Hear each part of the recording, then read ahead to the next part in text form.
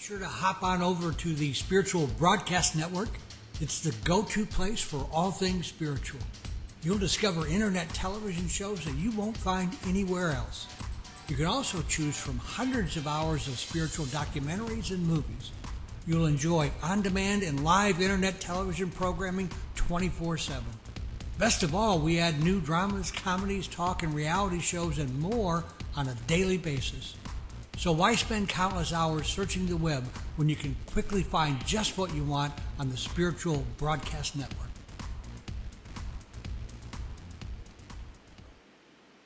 Good evening.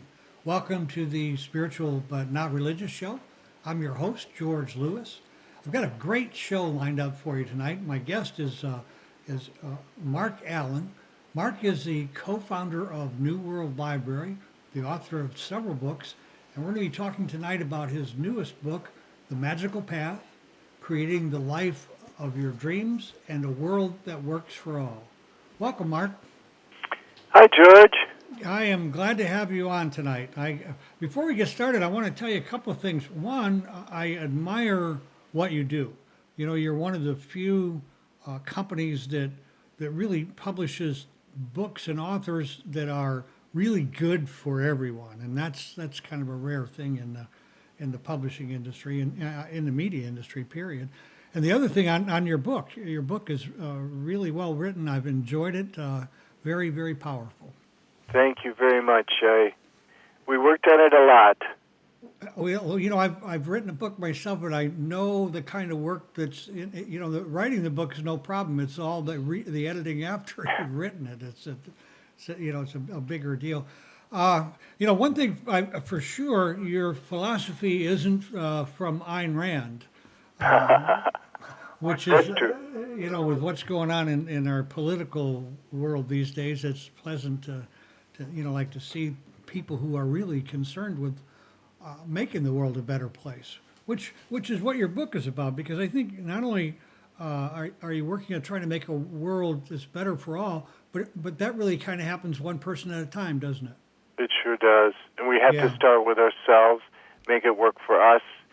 Then we become literally fulfilled, and then we have plenty to share and help others become fulfilled as well. You know, one of the things that my viewers are interested in before we get into your book and your work here is something about you personally. Maybe you can, in your book you give a very just kind of a real brief idea of your background, but tell us a bit about how you were raised, what kind of spiritual home you came from, what kind of education you had. Give us an idea of who Marc Allen is. Well, I was raised in Minneapolis, Minnesota, in the suburbs as a Lutheran.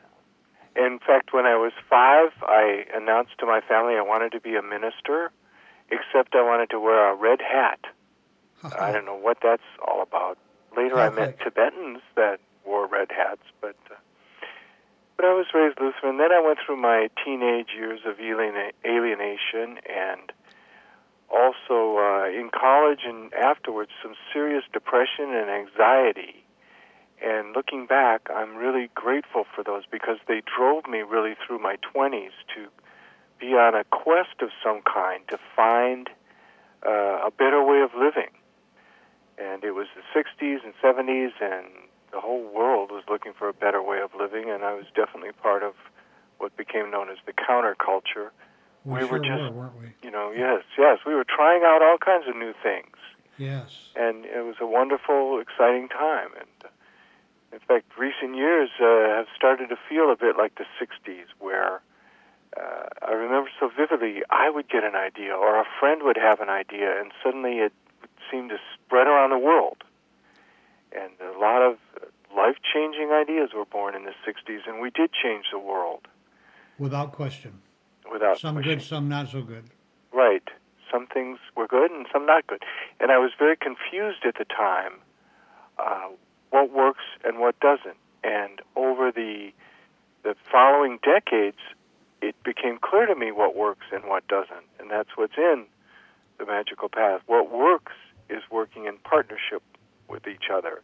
What doesn't work is any attempt at domination or exploitation. or any attempted violence. What definitely works it's exactly what Jesus was talking about. Love one another as I have loved you. A new law given to you. Love one another. That's what works. Loving and respecting everyone in the world and communicating with each other. It is. We're all one big dysfunctional family, and we've got to learn to get along without killing each other. And that's a real challenge there, isn't it? You know, especially when religions have lost that concept and look more towards separation than inclusiveness. It kind of polarizes us. It does. The older I get, the simpler I see things, the simpler the solutions are. I mean, Einstein had it exactly right when he said, you can't find solutions on the same level of thought that created the problem. It has to be a higher level of thought. What's that higher level of thought? Those answers I found in two books by Riane Eisler called The Chalice and the Blade and The Power of Partnership. And by the chalice and blade, she meant the chalice of partnership compared to the blade of domination. So the solution, the problems are found in the domination model, she calls it. The solutions are found in partnership, in respecting everyone on earth just because they're a human being, and really trying to work with love and respect for everyone. Somewhere we got the idea that diversity was not a good thing. It was a negative thing. And the truth is, diversity is wonderful, and we need to embrace each other more and our diversity more than what we're willing to do. It's so true. The Tibetans are very insightful. They say there's several kinds of wisdom. One kind of wisdom is the wisdom of diversity and the wisdom of our differences and really understanding how different we all are. That's one great type of wisdom. But another type of wisdom is the wisdom of oneness and all-inclusiveness and really understanding how we're really all the same basically. And they even say that an understanding of our oneness will never be complete without an understanding of diversity and our differences. And an understanding of our differences won't be complete without an understanding of our oneness. Because we would only have half the picture, wouldn't we? Right, exactly. So it's yin and yang, that's for sure. And well, you know, if you ask the Dalai Lama what his religion is, he won't tell you that he's a Buddhist. He'll tell you his religion is kindness. Right. Which really goes back to, you know, the original teachings that Jesus taught. Well, let's talk a bit about your book, The Magical Path, and you know, you really use your own success as kind of the bedrock of this, as to prove its validity. In other words, it's a path you've actually walked. It's not a theory or some wonderful idea. It's something that you've used over the years. Tell us a bit about your path. You met Shakti Gawain back how long ago when you the two of you met? I was 28, she was 26. It was in 1974 we met. And unbeknownst to each other, we kind of launched each other's careers in a way. Well, she certainly was a pioneer in all of this. Yeah. Yeah, absolutely a pioneer. How did you come by meeting her? Well, through my 20s, I wandered around kind of on a quest. I was filled with anxieties in my early 20s, and as I said, I'm grateful for it now because it forced me to go on this quest to find a better way of living. And I tried all kinds of things. I tried a back to the land experiment. I tried a Zen center. I got kicked out after 5.5 months for breaking the rules because it was way too disciplined. Right? We had to get up at 5:30, 6 days a week. That's way too early for me. I'm not a morning person. Yeah, me either.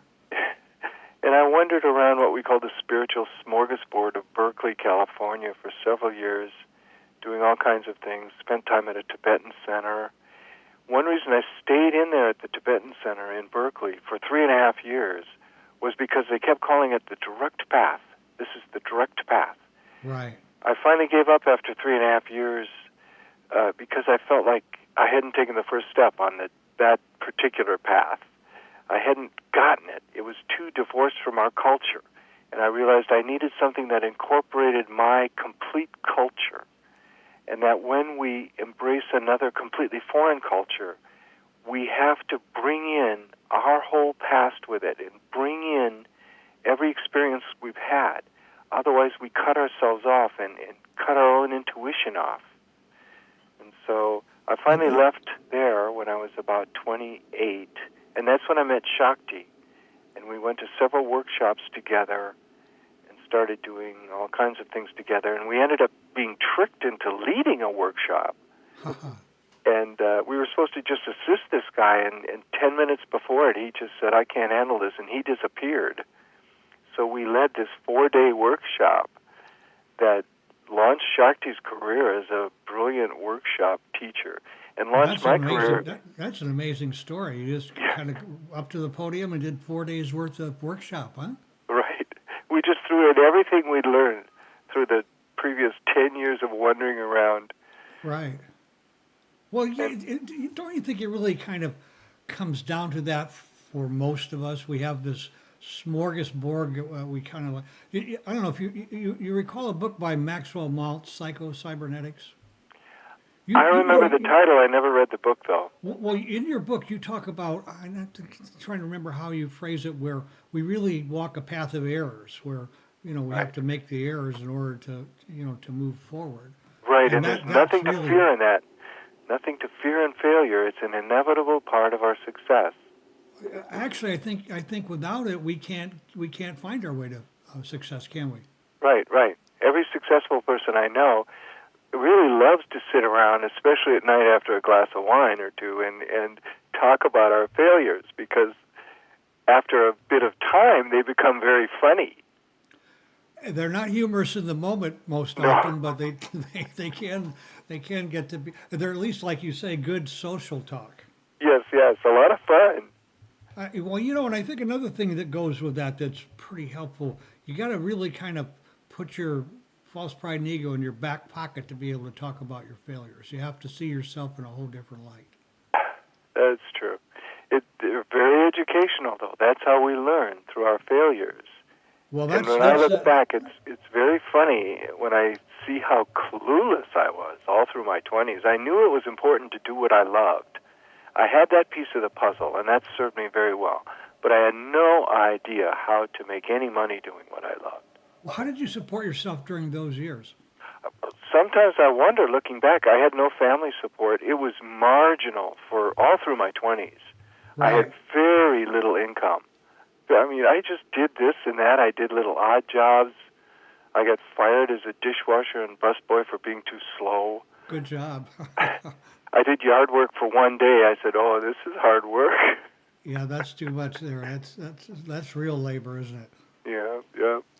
So, at some point, you found your way, and is there some particular incident, book, or teacher that you can attribute that turn where you really started to find your way onto the path that's brought you where you are today?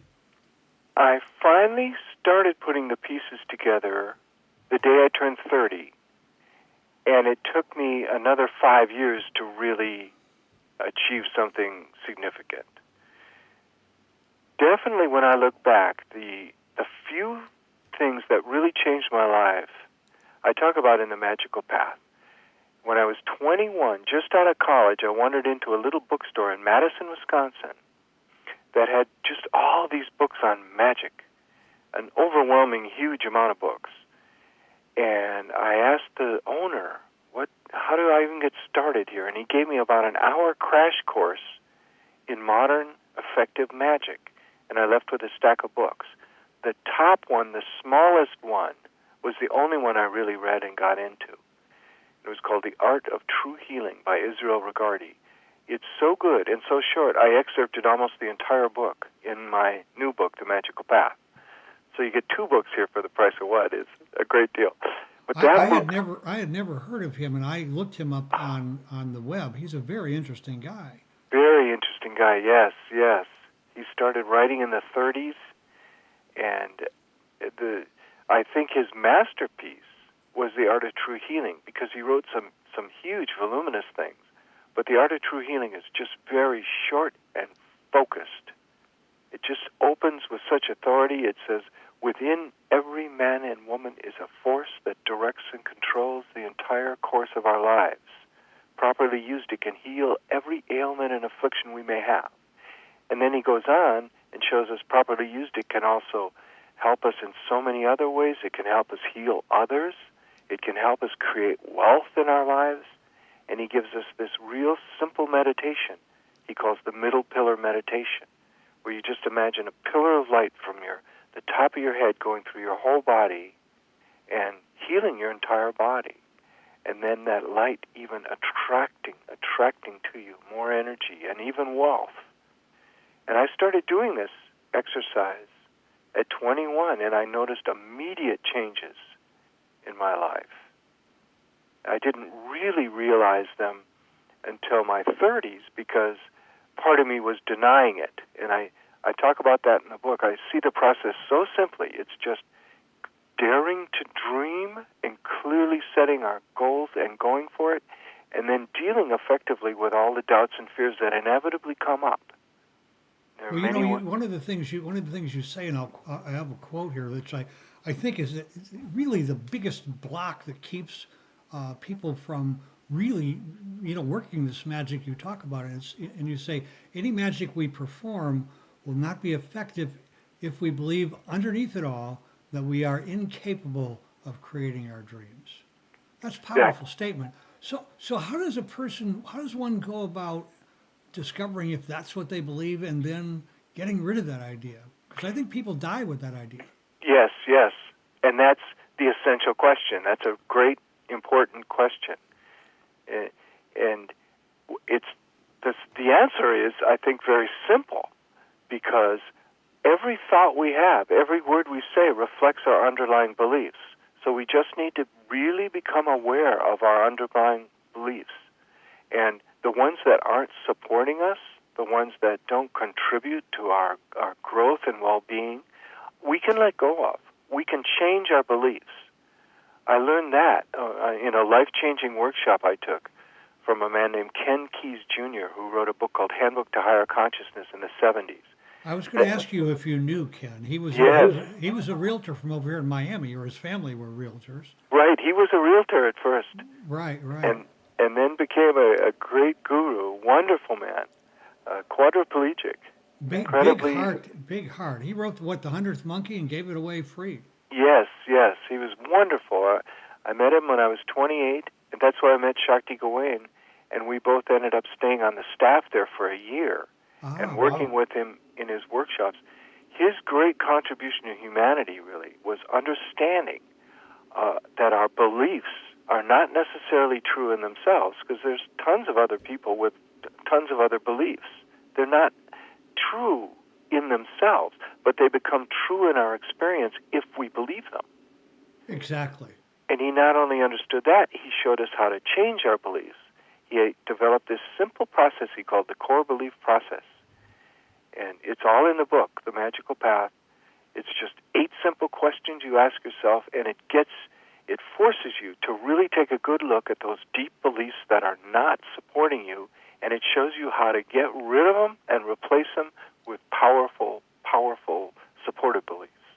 Well, without doing that, we're certainly destined to continue whatever we're doing. That's going to continue on.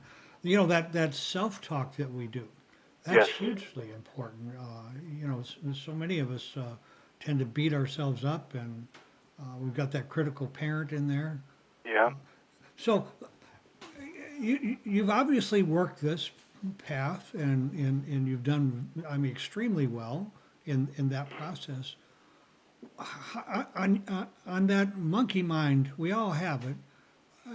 How much do you deal with negative thought within your own being? In a way, I think the whole process can be summed up as a constant dealing with thought, positive and negative. I once thought you had to kind of be in a positive mode maybe 51% of the time. But then, just about maybe 10 years ago, I heard the analogy that a plane, when flying, is off course over 95% of the time. But the pilot keeps correcting over and over, and the plane reaches its destination. When I heard that, my first thought was, that's the story of my life. Yeah. And I think it's true of all of us. And I think then we can be off course, meaning full of doubts and fears, or just doing other things, or watching, reruns of the Beverly Hillbillies on TV or whatever. We can be off course the vast majority of the time. But if we remember to just get back on course, what's the course? Focusing on our dream, focusing on our plan, taking the few obvious steps in front of us. The steps are always small and simple and obvious. There's no great leap to take. Go ahead. I love to say I never had to take any kind of leap of faith to come to believe in any of this stuff at all. So in other words, you kind of grew with it or into it? Yeah, I just tried it. I just had an open enough mind to try these little exercises. Most of them take 5 minutes. Very few of them take longer than 10 minutes. These little exercises I did, I just immediately noticed an effect. Do you still meditate? I'm very lazy and undisciplined and always have been, and I do meditate, but flat on my back. Right. And half the time I do fall asleep. So much it's a joke in my family in the afternoon. I often do it in the afternoon. I say, I'm going to meditate. They say, yeah, right, meditate. It's called NAP, right? Yeah, right. Yeah. Well, I meditated for years. I started back with in the early 70s with meditation, and I think that what happens is, or at least my experience with it, it kind of grows into where you're really meditating throughout the day without actually sitting down and meditating. It becomes kind of a part of your life, a way of thinking. It does. It does. It really does help your awareness. It helps you become aware of that stream of thoughts and of those recurring feelings. And you also become aware that you have an observer that is far greater than those thoughts and feelings, that is calm and clear, observing the thoughts as they come and go. And that's a wonderful thing to be aware of. That's really kind of the beginning of enlightenment, isn't it? When you become aware of that observer and you move into that part of yourself more often. Yes, yes. The other, I think, block to all of this is it really requires that we become responsible understand that we're responsible for our thinking. And Right. We have to really work at being in the moment in order to do that. Yeah. So when you say you're a bit lazy, on the one hand that may be true, but on the other hand, in order to be able to do what you've done, you still had to be responsible for that thinking process and work at it. Right, exactly. Yeah. I'm lazy, but I'm persistent, and I'm undisciplined, unorganized, but I am able to really focus on something part of the time. But that was part of my dream, part of my ideal scene was to have success, but with ease, to not work too hard. I don't like to do anything 40 hours a week. I can't say I do either. No, anything, even the best things I could think of, my most favorite things in the world, I don't like to do 40 hours a week. Well, absolutely. Well, one of the things you talk about, and I think this kind of is a good segue into that, you talk about the importance of mastering time and money. Give us an idea of how one goes about that. They're certainly essential for everyone to deal with time and money. I incorporated into the Magical Path the beginning of a little book I was going to write, a very short book, just called Time and Money. And it had 2 parts, one time and one money. And each part had exactly the same words, except for time and money. Those were the only interchangeable words. And each part went like this. They went, each of us has a huge amount of deep underlying beliefs that we rarely examine. When we do examine these beliefs, we realize that some are very supportive of us and very good beliefs, and others undermine us. when we really look at our beliefs, we can come to realize that our beliefs are not necessarily true in themselves. For other people who have different sets of beliefs, they're not necessarily true, but they become true in our experience if we believe them. So that's true about all our beliefs about time and about money. Whatever we believe about it becomes fulfilled in our lives. So what do we believe? Let's look at our beliefs. What do we believe about time and money? Do we believe there's not enough in some way? Did God not make enough time? Did God not make enough money for you? Why is there a shortage in our lives? Let's look at that belief, and we can even change that belief. I used to believe there was a shortage of time and money in my life, and there was. I was a total poverty case all through my 20s, into my early 30s. I changed that belief. I started affirming that I have abundance in my life, that there's plenty of time, plenty of money in the world for all of us. And it became true, finally. My subconscious started believing there was plenty, there was an abundance, and my whole life changed. My whole world changed. I have an abundance of time and money. I have plenty of time. I have whole days with nothing to do. I have a very laid-back schedule. People don't believe it because I run a multi-million-dollar corporation. Right. And I only work about 20 hours a week, and I only work when I feel like it. And without any guilt? Oh, no guilt. It's my dream. I'm It's fulfilling my wonderful. dream. I absolutely hear that. So, one of the things I think that there are a lot of people out there who are being life coaches and teaching people the power of positive thinking and the law of attraction and all of these things. And one of the I think one of the difficulties that someone coming into this looking for it to work for them runs into is that it doesn't happen instantaneously. Mm-hmm. And I think like many look for that magic wand. I mean, real magic where it happens instantly. That wasn't your experience, though, was it? No. The magic is real magic. Change happens, and we do end up creating something amazing out of apparently nothing. But it definitely takes its time. It works in its own perfect time, and it works with all the known laws of physics and chemistry and everything. So it definitely... It's not outside of science or spirituality. It all kind of works together, doesn't it? Right. I firmly believe that it all works. Prayer works. Affirmations work.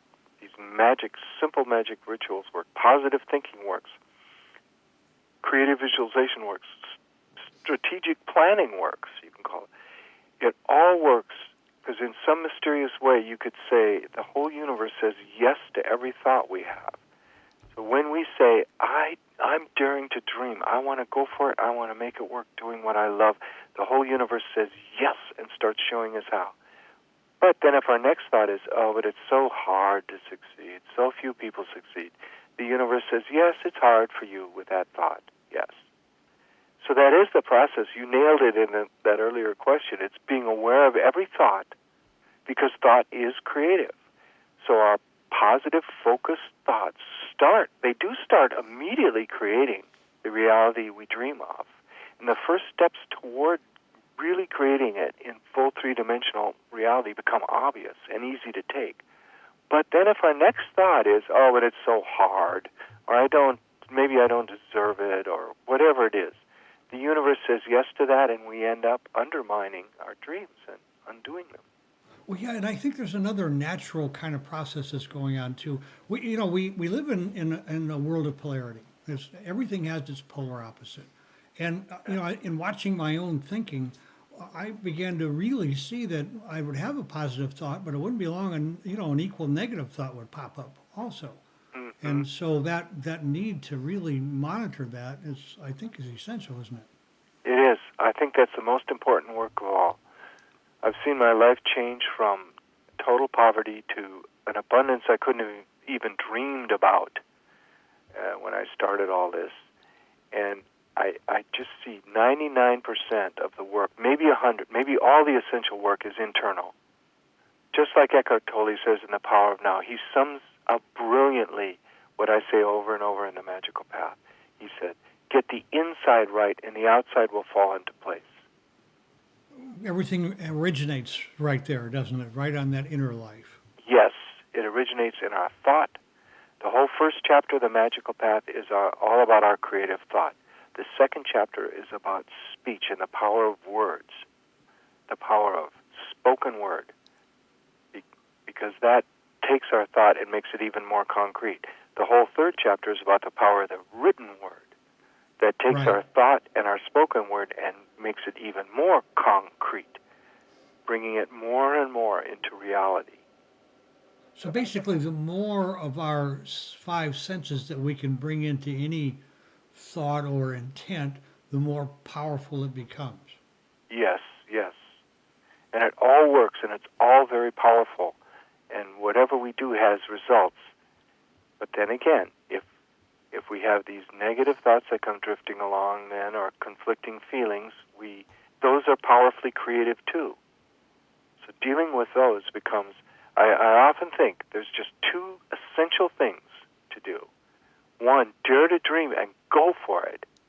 And then two, deal effectively with the doubts and fears that naturally arise. Looking back, that's my path. I remember one time going around my house pondering Jesus saying, ask and you shall receive. And I got this sort of message, or I heard these words. Jesus said, ask and you shall receive. He didn't say ask and you shall receive if you deserve it, or if you work hard enough, or if you're lucky, or if you're talented, or if you have enough money. No. He said, ask and you shall receive. Do you believe that? That it could be that simple? I have come to believe, and not because I made a leap of faith, but just because I tried these real simple things. I've come to believe that's exactly true. You get what you ask for. You get exactly what you ask. And the real key is about consciousness, being conscious of what you're asking for. Huh? Yes, yes. Is that what you think the power of affirmations is? Is that it helps us to change those inner beliefs and give us Exactly.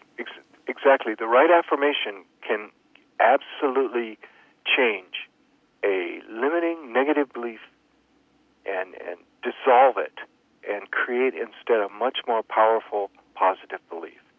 I remember wandering around pondering, where did we get our beliefs in the first place? Where did we get all these negative beliefs? They're just things we heard. They were words stated to us, often with a real emotional, thing behind them. But they're just things we heard about the way the world is and the way we are. That, it's so hard to make money, and money doesn't grow on trees, life is suffering, and all these things we picked up. They were just things we heard. So an affirmation, the right affirmation, can just rewire, literally, we have a new synaptic pathway that's much more powerful and supportive and fun than the old one. And when I look back, I believed through my 20s that life was a struggle and it was really hard to make money, and that's why I was a poverty case. I didn't deserve anything. I really wasn't talented enough or smart enough, or I had no money. So, I remember people saying, well, it takes money to make money, right? If you believe that, it's hopeless if you have no money. Well, if that's really the case, like at some point there was no money. How did it all begin? Right. You know it's not the case because most wealthy people started with no money. Absolutely. I started with no money. How was your family? What was their financial circumstances? They came out of the Great Depression. My mom had been from a farm family, and my dad from a kind of a tough, sort of lower middle class inner city family. So they didn't have much. My dad worked in a warehouse, and then he worked up to a fairly low paid management thing, and So money was always kind of tight, but there was enough. I mean, we owned the house in the suburbs, and they budgeted very carefully. And Well, very few people break free from the thinking processes that being raised in that kind of a family carry. Because when you say, we take on the beliefs that we hear, other people's beliefs, boy, we get an awful lot of them, very early on from our family. Right. Yeah, I had to very consciously undo a lot of what my father drilled into me. He basically told his sons, just get a job, any kind of job. You're lucky to have work. You don't have to enjoy it. In fact, you probably won't. Yeah, absolutely. And I completely rebelled against that. I thought, no, I don't want my life to be this endless struggle doing a job I don't like. That's like the myth of Sisyphus or something. Rolling a rock up this incline. Up that mountain, yeah. Right. And that's just, I don't want to have that struggle. I want to enjoy life. So the idea that life can be enjoyable in some religious beliefs is, somehow or other, if that's the case, you're not living a spiritual life. And that's truly sad to me. It is in some religious traditions, and I want to choose a spiritual tradition that says that our nature, the way we really are basically is joyful and free. And how do we get like what you've written in your book, and you really show us in this book how to begin to get out of this whole thinking process. How do we get that kind of teaching into the schools, Mark, where like we don't have what just occurred? Because I mean the horror of that is it's amazing to me.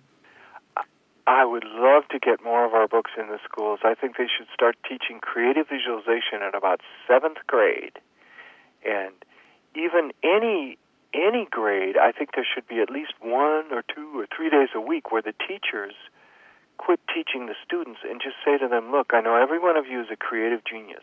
This is basically what all our publishing does. It should be taught in schools, where the so-called teachers are saying to all the students, each one of you is a unique creative genius. How can I support you in fulfilling your genius? What do you want to study? Where do you want to play around and experiment? And do you want to get into math or writing or music or art or science? What is it? And support each child doing what they love and show them how they can make a fulfilling career doing what they love. That's what I've come to discover for myself, and that's what so many of our books are showing other people how to do. And yes, it should go right back to the schools. That's where it needs to happen.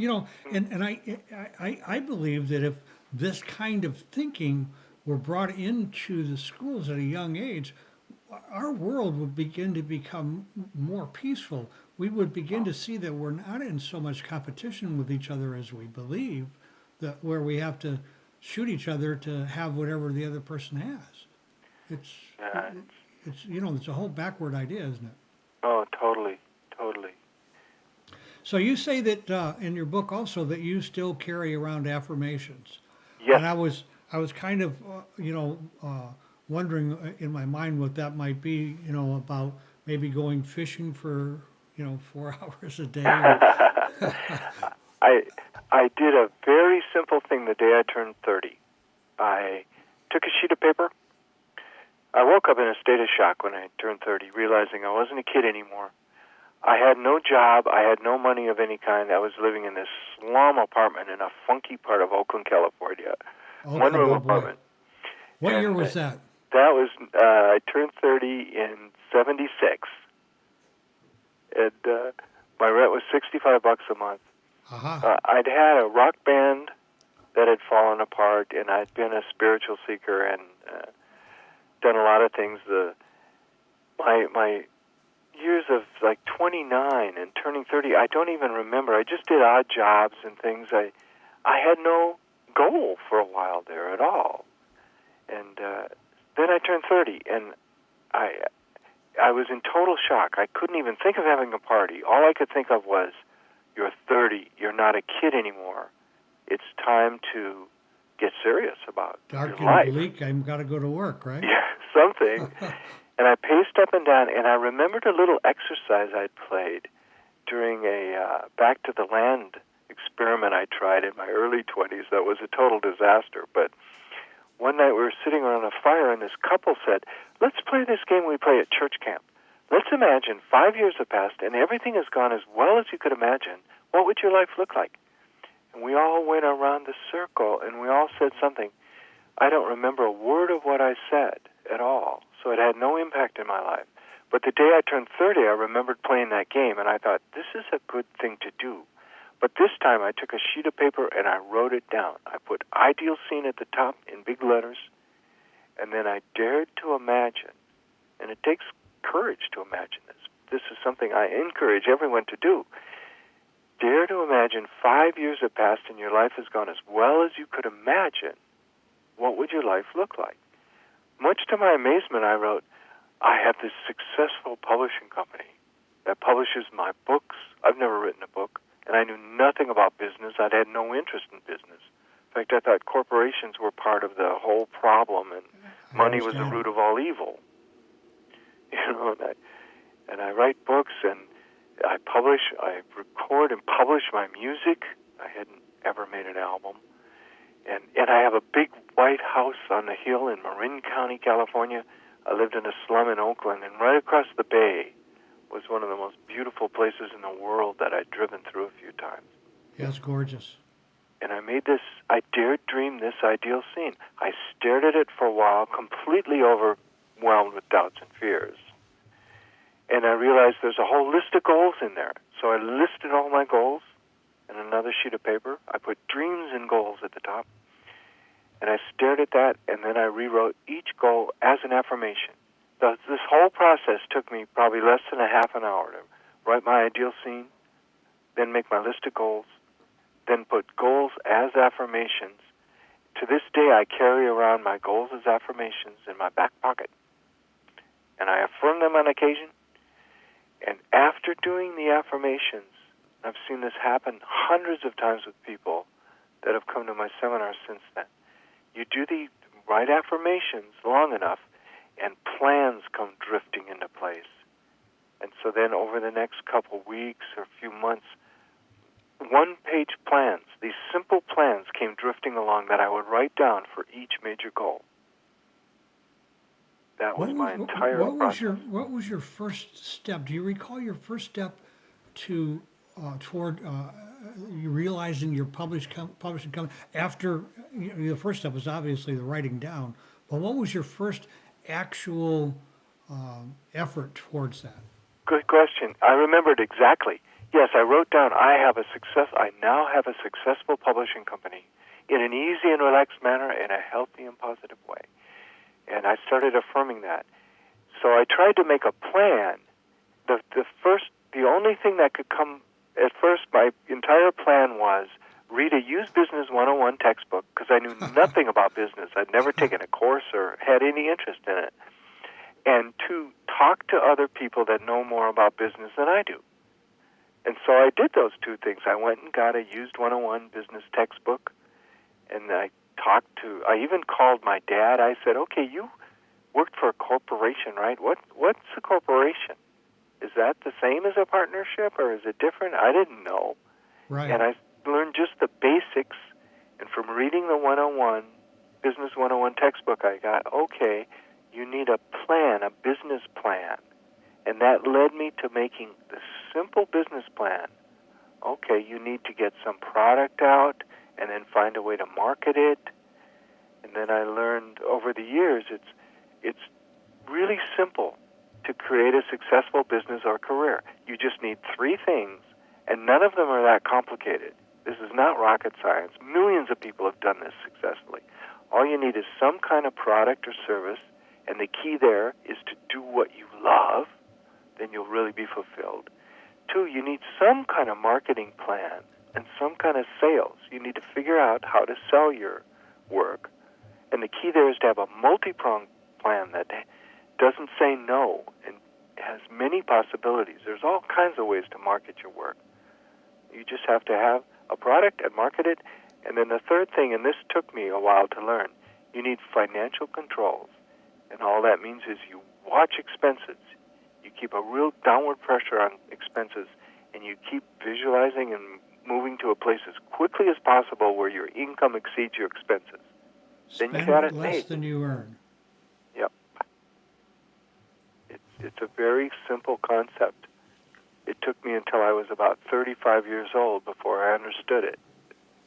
Well, it's a simple concept that there's one thing that it's a must within the frame of that.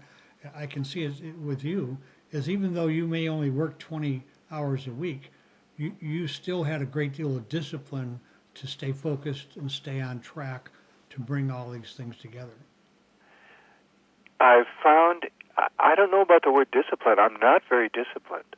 I don't, any discipline I find that requires a daily anything, I've completely failed at. I am very undisciplined. I gave up on New Year's resolutions years ago because I would never do it. So I am not disciplined at all. But yes, I am focused. And you can be persistent and focused, and you only need to be persistent and focused a small percentage of the time. Our work does expand to fill the time we allot for it. Most people can sort of understand that intellectually, but then they don't really believe it, or they don't practice it in their lives. But I found that totally true. I said, I'll give my business 20, 25 hours. I'll give it as much time as I want to. And that's all I'll give it. And that's all it'll need. And the work does expand to fill the time you allot for it. I take Mondays off. It's my day to myself. I love Mondays, my favorite day. I do nothing on Mondays. I take mornings off. I sleep till 11 usually and come in, 1:30, 2 o'clock on a Tuesday. That's when I then have plenty of energy to really get to work. Sounds like my schedule. I gave up that early morning stuff a long time ago. Good for you, George. Yeah, I don't function well at that early morning hour. I don't either. I like musicians' hours. Absolutely, right? And it's like, and their lifestyle is a pretty good lifestyle too. You just leave the drugs and alcohol out of it, and everything is wonderful. Right, that's true. So, Marc, we're running out of time here. I know your book is available. I'm showing it to our audience now. I can't recommend it enough. It's just a good, easy read. And you know, the thing about it is, I think is so important is there are a lot of books out there that are written based on opinion, but yours is the real deal. Comes out of experience. I always opt for experience over opinion every time. Where they can go to any bookstore and buy your book. You have a website. You want to tell us about your website and tell us about New World Library. Yes, that's my publishing company, and you can go to newworldlibrary.com, or the book should be in your local independent stores, or Barnes & Noble, or Amazon, or it should be available everywhere. You can get it from New World Library. You can also get it from marcallen.com. It's marcallen.com. I also did a limited edition of a hardcover that I sign and number. That's available through marcallen.com too. Fantastic. I tell you what, if you're really wanting and you're looking for success and you're having trouble finding it, the magical path, I'm sure it can get you on the right track. Marc, you've been a joy, a real pleasure to talk with. We'll have to do this again.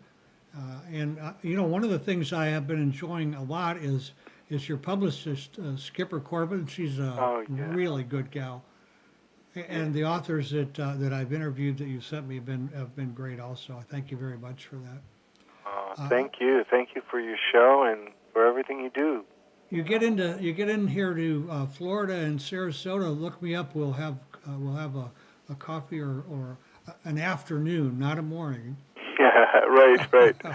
I'll do that. You too. If you're in Northern California, give me a call. Well, I will. You know, I haven't been there for many years. I actually got discharged in 1962 there at Alameda. I was in the Marine Corps I was aboard Midway there. I'm right across the bay from there. Yeah, as a matter of fact, my cousin was from Oakland. She was there at about the same time you were there, so I know what was going on in Oakland in '74. It was a tough spot to be living. So. You have a great night, Mark. Thank you very much. George.